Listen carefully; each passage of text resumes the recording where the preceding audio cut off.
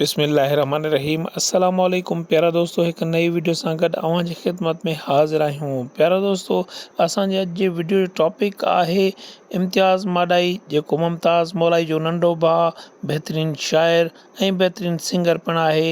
उहो मुमताज़ मौलाई खां छो नाराज़ थियो आहे ऐं मुमताज़ मौलाई जे दुश्मननि यानी परियल मुग़ैरी ऐं हाशिम चांडीअ सां छो वञी हथ मिलायो आहे। इन मामले ते वधीक ॻाल्हाईंदासीं। उन खां पहिरियां जेकॾहिं अव्हीं असांजे चैनल ते नवां आहियो त चैनल खे सब्सक्राइब कयो ऐं गॾु ॾिनल बेल आइकन खे दॿाए नोटिफिकेशन ऑल ते करे छॾियो त जीअं हर नई ईंदड़ वीडियो अव्हां ताईं पहुचंदी रहे। जी हा दोस्तों, हलूं था मेन टॉपिक जे तरफ़।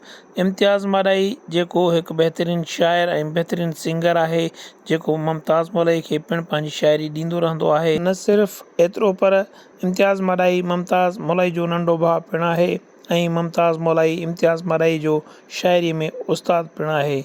इम्तियाज़ माडाई खे अहिड़ी कहिड़ी तकलीफ़ पहुती जो इम्तियाज़ माडाई मुमताज़ मौलाई जे दुश्मन सां हथ मिलायो। मुमताज़ मौलाई जा दुश्मन अॼुकल्ह हाशिम चांडियो ऐं परियल मुग़ैरी मुमताज़ मौलाई जा दुश्मन आहिनि ऐं इम्तियाज़ माडाई पिणु उन्हनि जो साथारी थी चुको आहे। ऐं इम्तियाज़ माडाई जो चवणु आहे त मुमताज़ मौलाई जे दिलि में सिर्फ़ु पैसे जी चाहत आहे, न उनखे को भाउ खपे, न उनखे को दोस्त खपे।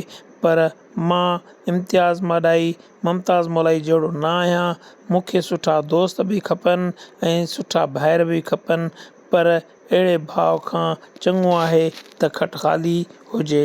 मुमताज़ मौलाई जे दिलि में इंसानियत न आहे। मुमताज़ मौलाई जे दिलि में पैसे जी चाहत आहे। पैसे जे करे मुमताज़ मौलाई कंहिंखे कुझु बि करे सघे थो।